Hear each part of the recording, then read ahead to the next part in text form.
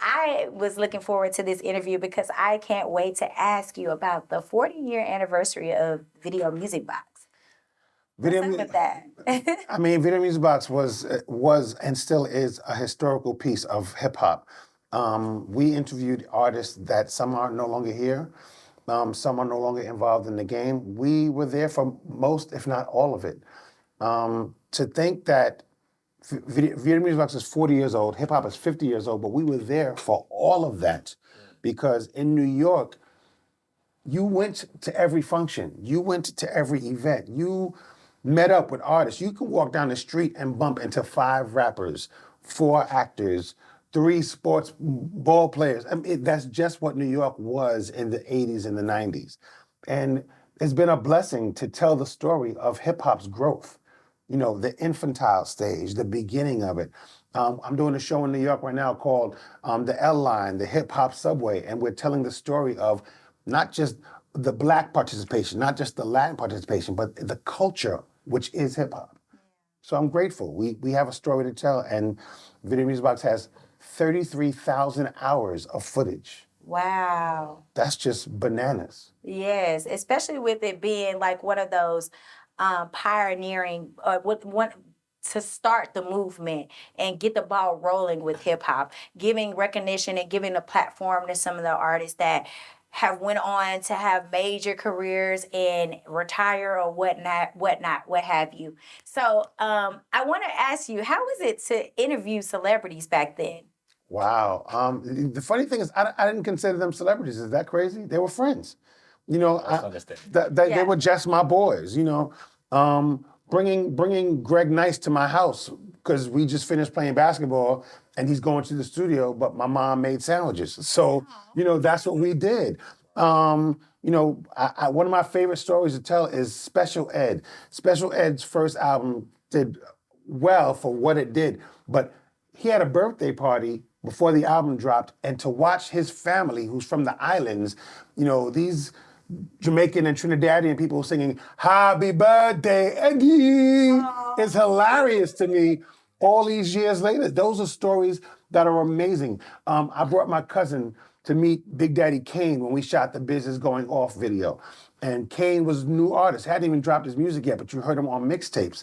And I was like, yo, Kane, I need you to do me a favor. My cousin's messing up in school. Can you just talk to him, say some positive words? And he said, I got you, Tuff. And my cousin comes over, his name is Rara, and he's like, Kane, good to meet you. He was like, yo, you in school? He was like, yeah. He was like, good, and walked away. I was like, what is that? Where's the positive? Where is the positive? It was simple. But that was it. It was I gave you that. Hold that. Do better now. Right. Just know what I was thinking. Yeah. Right. But I love those stories. Those are the things that make up what hip hop was and still is in so many ways. If you have never considered being an author, or if you've never wrote a book, would you consider writing a book about your experience? I have. It would be an interesting read. I'm scared to in some ways because I've been in some places, like I was there when KRS-One knocked PM Dawn, Mark Fresh from PM Dawn off the stage. And I was there and I watched the inception of it. I was there when we shot the symphony video and someone got shot on the bus. I can't tell that story because there's still some pending stories that the feds are looking for. You at the Source Awards? I was at the Source Awards. I mean, I've known Snoop a long time. I knew Pac. That's friends. For sure, yeah. So there's a lot I miss. Listen, Biggie, still to this day, I think I have on a Biggie shirt under here. That's family. So there's a lot of stories that haven't been told or have been hinted at, but there are some things you can't tell because you don't want, people watch this for the content, for the music, for the love. If they hear the truth about certain people, they may not want to do it anymore. They may not want to be a part of it. And then they become recluses, like a Marley Marl who just got tired of the business. Still around, but just got tired. Fly Tie, Cold Chillin', people who just got exhausted. But it's great stories, and it was amazing to interview these cats because they would say things to me that they wouldn't say to someone else. Right. You know, they wouldn't go. That comfort level. They know me, and they know I know. I memean, my first interview with Brownstone, or even better, I love Brownstone. I can tell you stories about them that are hilarious. But my first interview with the Fugees, like Lauryn was like, I don't really want to answer that. I was like, no, you're going to answer that, or else I'm going to call your mother. Because that's the kind of relationship we had. Like, I love them. That's family to me. They're not just celebrities and stars and legends and icons. They're people that I've known 45 years.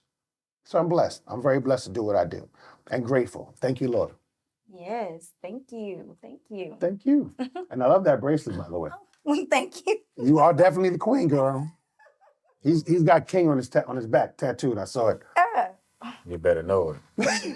But you know what though? I can understand that though with you going through that process of y'all being friends and y'all going through that whole journey together. It's kind of like with indie artists and underground artists now going through journeys of doing these different shows together and interviews and podcasts and things like that, trying to make it to that next level. And I mean, essentially, Video Music Box paved the way for 106 Park. Yes, Rap the City, vibes. Basement. And this show. Vanta Vibes. Vanta Vibes. Yeah, you know what I'm saying? So And that's the blessing. We're all part of the same media family. right. And what we started, y'all continue. So I'm grateful to be a part of this.